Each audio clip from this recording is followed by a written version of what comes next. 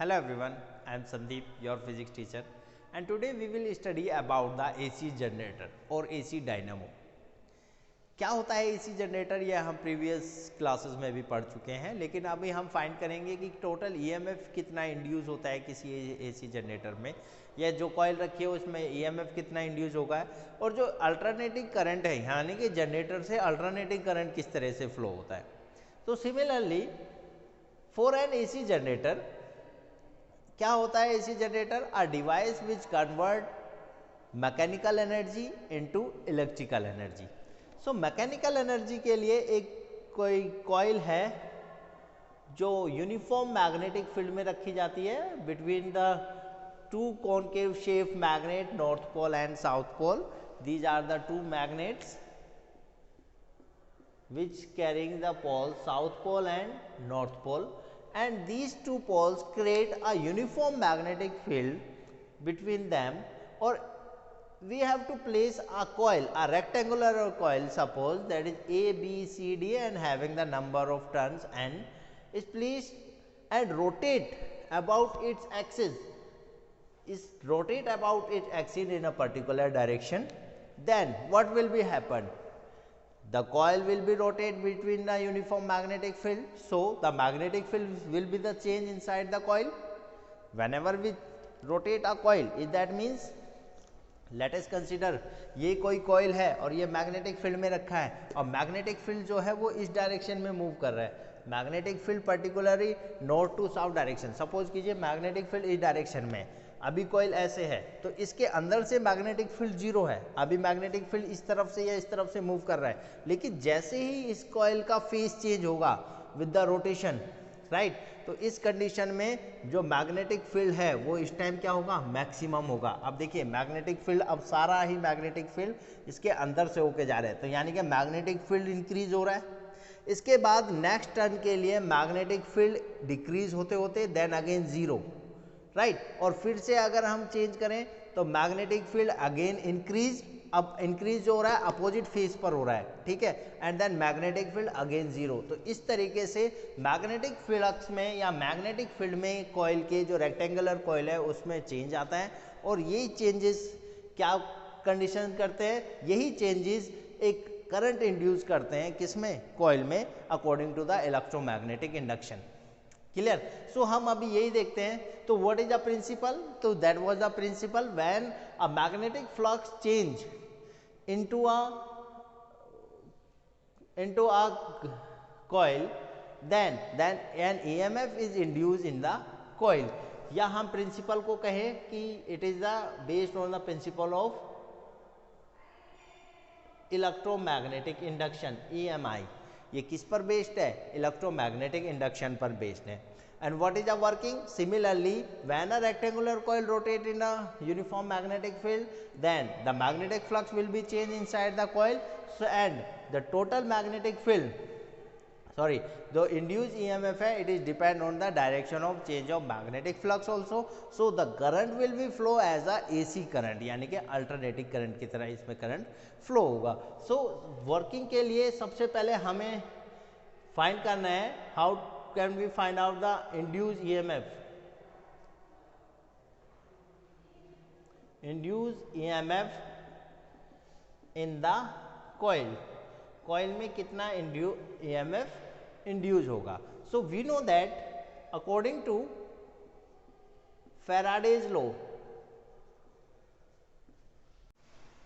so according to the Faraday's law, the induced EMF is equal to minus of n into d phi upon dt, d phi m यानी कि magnetic flux. अब magnetic flux कितना होगा? We know that the magnetic flux phi m is equal to b into a into cos of theta. अब अगर theta angular displacement है और जो कॉइल है वो एंगुलर वेलोसिटी ओमेगा से रोटेट कर रही है, इन दैट केस तो angle theta is equal to omega into t. So phi m become that is b a cos omega t. Now induce EMF अगर कैलकुलेट करना है तो E is equal to minus N into d by d t of B A cos omega t. That means E is equal to minus n into BA dy dt of cos omega t. अब omega t का हमें differentiate करना है with the respect of t, तो इसका differentiation हो जाएगा E is equal to minus N B A into cos omega t. Is that means minus of sine omega t into omega, right. Omega t का again differentiate करेंगे तो वो omega आएगा. So E M F induce कितना आया? Now the E M F induce E is equal to minus minus plus, that is NBA into omega into sine of omega t. That was the value of induced EMF in the coil. तो coil में कितना EMF induce हो रहा है, that was the value of that one. अब हम अगर बात करें ओमेगा टी की या फिर एंगल जो है कॉइल का जो नॉर्मल है वो मैग्नेटिक फील्ड से कितना एंगल बना रहे हैं, और जैसे ही ये एंगल चेंज करता है तो मैग्नेटिक फील्ड इंड्यूस ईएमएफ या करंट पर क्या इफेक्ट पड़ेगा. तो सिमिलरली अगर हम देखा जाए तो ये कॉइल है मैग्नेटिक फील्ड में रखा है, अगर ये कॉइल का फेस चेंज होता है इस डायरेक्शन में तो क्या होगा, करंट की वैल्यू जो इंड्यूस करंट है वो डायरेक्शन क्या होगी. अभी इसमें ये जो आर्म है ये अंदर की तरफ जा रहा है और ये आर्म बाहर की तरफ आ रहा है. तो according to the Fleming's right hand rule, magnetic field and the force in that one direction, so current induce in that one arm, यानी कि सी जो करंट फ्लो होगा C टू D फ्लो होगा और इसमें A टू B फ्लो होगा. तो C to D and A to B इस कंडीशन में तो हम यहाँ करंट की डायरेक्शन को दिखा सकते हैं. बट अगेन जब ये कॉइल अपना हाफ रोटेशन कंप्लीट करेगा तो हाफ रोटेशन कंप्लीट करने के बाद अब आर्म की पोजीशन चेंज हो गई. पहले ए बी इधर था, अब ए बी इस तरफ आ गया एंड सी डी इस तरफ मूव करेगा. तो अब इसके बाद रोटेशन में ए बी पहले बाहर की तरफ आ रहा था, अब हाफ रोटेशन के बाद ए बी मैग्नेटिक फील्ड के साथ अंदर की तरफ जा रहा है. तो डायरेक्शन ऑफ करंट क्या हो जाएगी, इसमें चेंज हो जाएगी और इसी वजह से जो करंट होगा वो अल्टरनेटिंग करंट होगा, मतलब एक पर्टिकुलर टाइम के बाद वो अपनी करंट अपनी पोजीशन या डायरेक्शन को चेंज करेगा. So that was the alternative current and induce EMF जो होगा that is equal to NBA omega into sine omega t. For maximum EMF the sine omega t is equal to +1, यानी कि E की value क्या होगी, that is NBA into omega.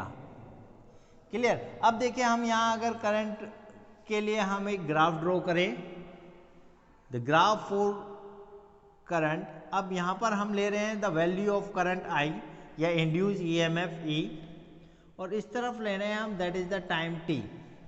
Time axis और like that time axis और EMF या फिर current के बीच में अगर हम ग्राफ ड्रॉ करना चाहें तो सबसे पहले when the omega t, when the angle theta is equal to 0, अगर थीटा की वैल्यू 0 है तो करंट की वैल्यू भी 0 होगी.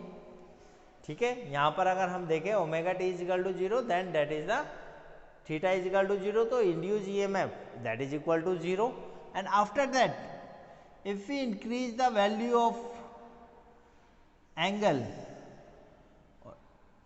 के मैक्सिमम वैल्यू के लिए सपोज कीजिए the omega t is equal to 90 degree, omega t 90 degree के लिए जो करंट की वैल्यू है वो मैक्सिमम होगी, that was the peak value of current.